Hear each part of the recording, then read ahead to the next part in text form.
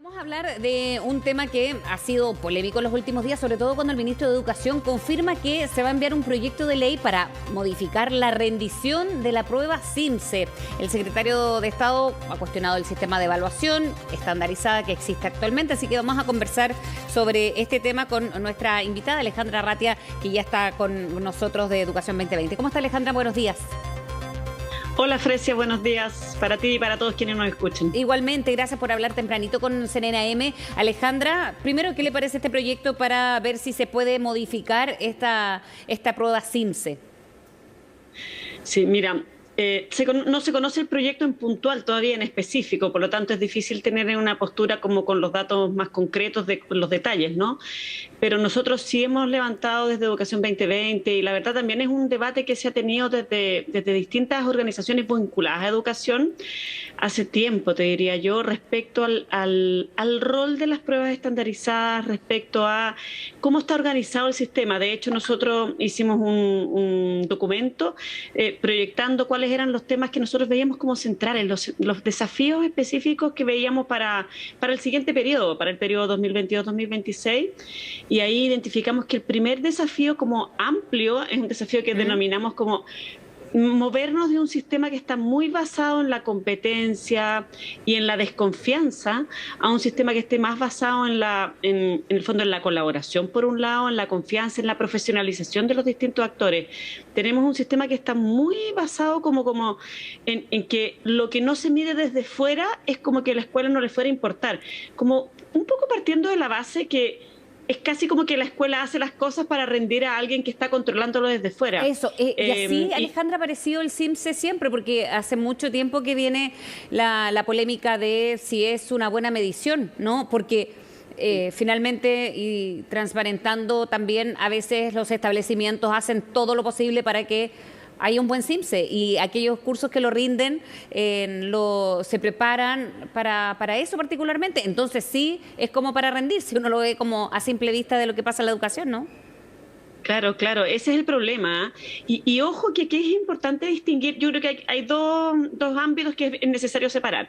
Primero, creo que es importante distinguir la prueba, lo que se está defendiendo para la prueba de este año, de una discusión más global respecto a, uno podría decir, al sistema de aseguramiento de la calidad, que es cómo se organiza la educación en términos de las pruebas, las evaluaciones, la cantidad de evaluaciones, todo el sistema más amplio, como más allá de este año en particular, ¿no?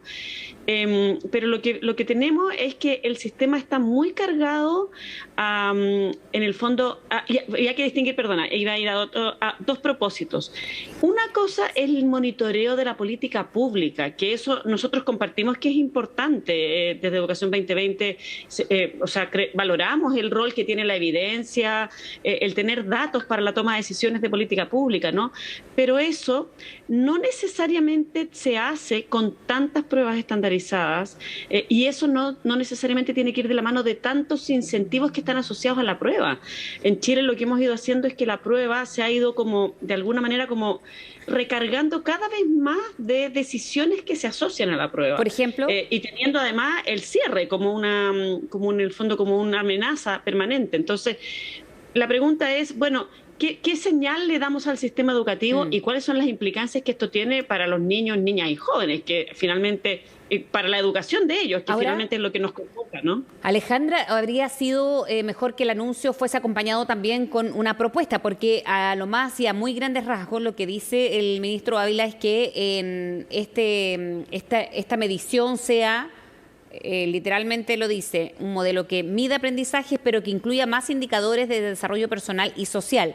Y aquí la discusión, eso es interesante, dividirla en lo que se debe hacer este año o se podría hacer después de 2 años de pandemia para tener un pronóstico, porque eso me imagino que es muy relevante para manejar temas educacionales. Y por otro lado, es como desde ahora en adelante vamos a comenzar a medir estos aprendizajes o lo que decía el ministro también en indicadores de desarrollo social.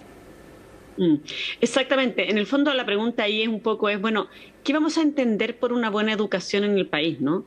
Y cómo lo vamos a medir. Pero eso va muy de la mano de cuáles son las consecuencias que se le asocian.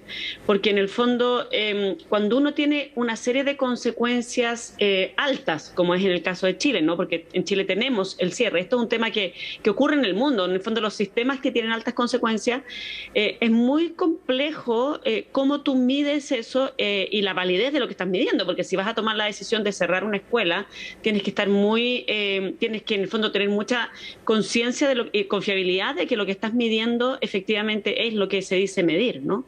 Pero hay que mirarlo, yo entiendo, y creo que aquí hay un tema que sería bueno hacerle quizás doble clic, Fresia, que es que se ha planteado mucho el tema de que se necesita información para la toma de decisiones como a nivel de política pública.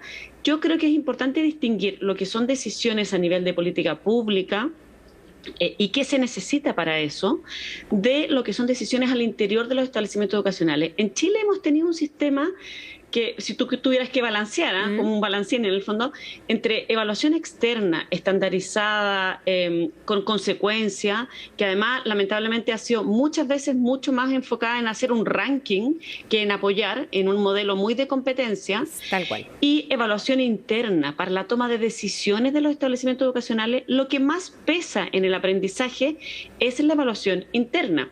Y en Chile hemos tenido un desbalance muy fuerte. Toda la conversación pública está enfocada en esta especie como de termómetro que se le pone al sistema educacional. ¿Por qué pasa eso con la evaluación interna, Alejandra? O por lo menos, ¿qué diagnóstico hacen ustedes desde Educación 2020? La evaluación interna es la que tiene más impacto. De alguna manera hemos tenido un desbalance que se puede explicar por distintas razones. Nosotros creemos que ha habido desde la política pública también un cierto como sobreénfasis en eso.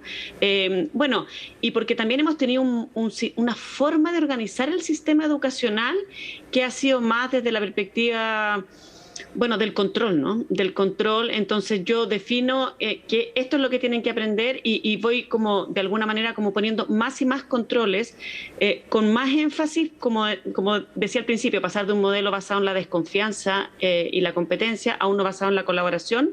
El énfasis ha estado como con un cierto sesgo de desconfianza. De hecho, hemos escuchado en estos días una cosa que a nosotros nos parece muy triste escuchar, la verdad, que si no tenemos el CIMSE vamos a estar a ciegas. Decir eso es invisibilizar todo lo que las docentes están viendo todos los días en la escuela. Los equipos directivos, jefes de UTP, los equipos de profesionales que trabajan en los establecimientos educacionales tienen mucha conciencia de lo que está pasando. Y el punto es cómo los apoyamos a ellos para que puedan... En este año, que además estamos reconstruyendo vínculos, hemos visto todos los desafíos, ¿cómo apoyamos a ellos para que puedan hacer su trabajo? ¿Y cómo lograr entonces un diagnóstico? Porque se sabe, claro, el CIMSE es lo cuestionado ahora, pero más allá de que se tenga una visión general, ¿cómo entonces eso se aterriza? Sí, lo que pasa es que te dejé de escuchar de repente, pero sí, un diagnóstico, ¿no? Exacto. ¿Cómo hacemos ese diagnóstico para, en la misma línea de lo que decías, Alejandra? ¿Qué se hace o qué políticas públicas se toman o desde los propios establecimientos con qué seguimos, ¿no? Si hay un diagnóstico que no solo sea general de lo que uno puede imaginar de lo que ha pasado en estos 2 últimos años sobre todo. Sí. Mira, nosotros creemos que para avanzar en diagnóstico puede servir bastante, por ejemplo, pruebas muestrales.